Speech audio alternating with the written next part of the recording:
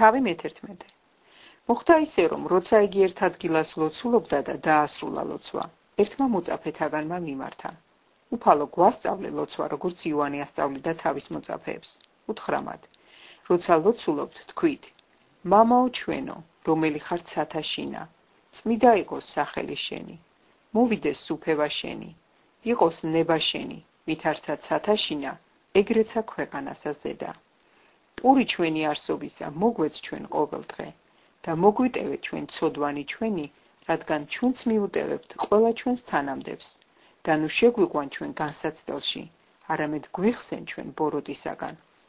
უთხრა კიდევ მათ, რომელიმე თქვენგანს რომ მეგობარი ყავდეს და შუაღამისას მიადგეს და უთხრას, მეგობარო, მას ესხე 3 პურიო. ვინაიდან მეგობარი მომივიდა ნამგზავრი და არაფერი გამაჩნია რომ შევთავაზო. და მან შიგნიდან გამოსახოს, ნუ მაწუხებ, კარი დაკეტილია, ბავშვებიც ლოგინში მიწვანან, არ შემიძლია წამოდგომა და პურის მოცემა. გეუბნებით თქვენ, თუ არ ადგება და არ მისცემს პურს მეგობრობის გამო, მომაბეზრებელი თხოვნის გამო მაინც ადგება და მისცემს იმდენ პურს, რამდენიც სჭირდება. და მე გეუბნებით თქვენ, ითხოვეთ და მოგეცემათ, ეძებეთ და იპოვით, და აკაკუნეთ და გაგეღებათ.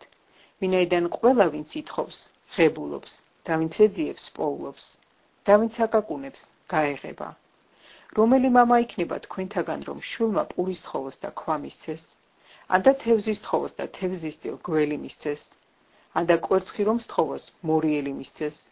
ხოდა თუ თქვენ ბოროტებმა იცით კეთილმისაცემთა მიცემა თქვენი შვილებისათვის, მეტადრე ზეციერი მამა მისცემს სულიწმიდას იმათ, ვინც თხოვს. ერთხელ დევნიდა იგი ეშმაკს მუნჯი კაცისაგან და როგორც კი ეშმაკი გავიდა, მუნჯი ალაპარაკდა და გაუცდა ხალხი. ზოგიერთი ამბობდა ბელზებულით ეშმაკთა მთავრით დევნისო ეშმაკებს. ზოგი კი გამოსაცდელად მოითხოვდა მისგან ნიშანს ციდან, ხოლო მან იცოდა მათი ზრახვები და უთხრა მათ. ყოველი სამეფო, რომელიც თავისავე წინააღმდეგაა გაყოფილი, გაპარტა ხდება და სახლის სახლზე დაემხობა. და თუ სატანა გაყოფილია თავისავე წინააღმდეგ, როგორ გაგაძლებს მისი სამეფო? თქვენ კი ამბობთ ვითომ მე ბელზებულით ვდევნიდე ეშმაკებს. თუ მე ბელზებულით ვდევნი ეშმაკებს, თქვენი შვილები ვიღათ იდევნიან, ამიტომ ისინი იქნებიან თქვენი მსაჯულები. და თუ მე ღვთის თითით ვდევნი ეშმაკებს, აბა მოსულა თქვენთან ღვთის სასუფეველი. როდესაც ძლიერი კაცი იარაღით იცავს თავის კარმიდამოს, მაშინ მისი ქონება მშვიდობით არის. ხოლო როდესაც მასზე ძლიერი თავს დაესხმის და დაამარცხებს, წაართმევს იარაღს, რომლის იმედიც ჰქონდა და ნადავლს გაანაწილებს. ვინც ჩემთან არ არის, ის ჩემს წინააღმდეგაა, და ვინც ჩემთან არ აგროვებს, ის ფანტავს. როცა არაწმიდა სული გამოვა ადამიანისგან, დადის უწყლო ადგილებში, ეძებს სიმშვიდეს, მაგრამ ვერ პოულობს. მაშინ ამბობს, დავბრუნდები ჩემს სახლში, საიდანაც გამოვედიო. მივა და იპოვის მას დაგვილსა და მოვლის. მაშინ წავა და მოიყვანს 7 სხვა სულს, თავისზე უბოროტეს, შევლენდა დასახლდებიანი და იმ კაცისთვის უკანასკნელი პირველზე უარესი იქნება. სანამ ის ამას ლაპარაკობდა, ერთმა დედაკაცმა ხმა აღიმაღლა ხალხიდან და წარმოთქვა. ნეტარია მუცელი, რომელმაც შენ გატარა და ძუძუნი, რომელთაც სწოვდი. მან კი თქვა, ნეტარ არიან ისინი, ვინც მოისმენენ და დაიცავენ ღვთის სიტყვას. როცა ხალხმა შეგროვება იწყო, იგი ალაპარაკდა. ეს მოდგმა ბოროტი მოდგმაა. ითხოვს ნიშანს. ნიშანი კი არ მიეცემა მას, გარდა იონას ნიშნისა. ვინაიდან როგორც იონა იყო ნიშანი ნინევიელთათვის, ასევე იქნება ამ მოდგმისათვის კაცისზე. სამხრეთის დედოფალი აღდგება სამსჯავროზე ამ მოდგმის ადამიანებთან ერთად და მსჯავრს დასდებს მათ, ვინაიდან იგი დედამიწის კიდიდან მოვიდა სოლომონის სიბრძნის მოსასმენად და აჰა, აქ არის სოლომონზე დიდი. ნინევიელები აღდგებიან სამსჯავროზე ამ მოდგმასთან ერთად. მსჯავრს დასდებენ მას, ვინაიდან მათ მოინანიეს იონას ქადაგები და აჰა, აქ არის იონაზე დიდი.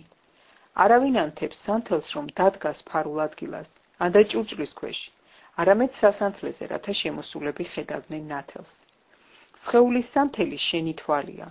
როცა შენი თვალი სუფთაა, მთელი შენი სხეულიც ნათელია. მაგრამ როცა იგი ბოროტია, შენი სხეულიც ბნელია. ამიტომ მოყურე, ნათელი, რომელიც შენშია, ბნელი ხომ არ არის. თუ კი მთელი შენი სხეული ნათელია და ბნელი არაფერი აქვს, მთლიანად ნათელი იქნება იგი, თითქოს სანთელი თავისი შუქით გინათებდეს. ამას რომ ლაპარაკობდა, ერთმა ფარისეველმა სთხოვა მასთან ესადილა. შევიდა და სუფრას მივიჯდა. ფარისეველს გაუკვირდა, როცა დაინახა, რომ მან არ დაიბანა სადილის წინ. უთხრა მას უფალმა: ახლა თქვენ ფარისეველნო, სასმისსა და საინს გარედან ასუფთავებთ. თქვენი შინაგანი კი სავსეა მტაცებლობით და ბოროტებით. უგუნურნო, განა გარეგანის შემქმნელმა არ შექმნა შინაგანიც, არამედ გაეცით მოწყალება, რაც შიგნითაა და აჰა, ყველაფერი სუფთა გექნებათ.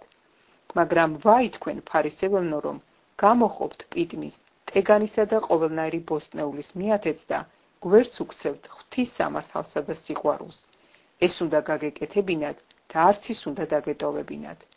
ვაი თქვენ ფარისეველნო, რომ გიყვართ პირველ ადგილზე ჯდომა სინაგოგებში და მისალმებანი მოედნებზე. ვაი თქვენ, რადგან ხართ უჩინარი სამარხებივით, რომლებზეც ადამიანები დადიან და არ კი იციან. ამაზე ერთ-ერთმა რჯულისმცოდნემ უთხრა: მოძღვარო, ამას რომ ამბობ, ამით ჩვენს გვაყენებ შეურაცხყოფას. მან კი უთხრა: ვაი თქვენც რჯულისმცოდნენო, რომ აჰკიდებთ ადამიანებს მძიმე ტვირთს, თვითონ კი იმ ტვირთს თითსაც არ აკარებთ. ვაი თქვენ სამარხებს რომ უშენებთ წინასწარმეტყველთ, რომელნიც თქვენმა მამებმა დახოცეს. ამით თქვენ ადასტურებთ თქვენი მამების საქმეებს და ეთანხმებით მათ, ვინაიდან მათ დახოცეს წინასწარმეტყველნი, თქვენ კი მათ სამარხებს უშენებთ. ამიტომ თქვა ღვთის სიბრძნემ: მივუვლენ მათ წინასწარმეტყველებსა და მოციქულებს და მათგან ზოგს დახოცავენ, ზოგს განდევნიან. რათა ამ მოდგმას მოგკითხოს ყველა წინასწარმეტყველის სისხლი, რაც წუთისოფლის შექმნიდან დაღვრილა, აბელის სისხლიდან მოყოლებული ზაქარიას სისხლამდე, რომელიც სამსხვერპლოსა და ტაძარს შორის დაიღუპა. აჰა, გეუბნებით, ამ მოდგმას მოგკითხავენ. ვაი თქვენ რჯულისმცოდნენო, რომ წარიტაცეთ ცოდნის გასაღები, არ თქვენ შეხვედით და შემსვლელებით დააბრკოლეთ. როცა ამას ეუბნებოდა მათ, წიგნობრებმა და ფარისევლებმა დაუწყეს დიდად შევიწროება და ბევრი სალაპარაკოდ გამოწვევა. თან მახეს უგებდნენ, რომ გამოეჭირათ ნათქვამში.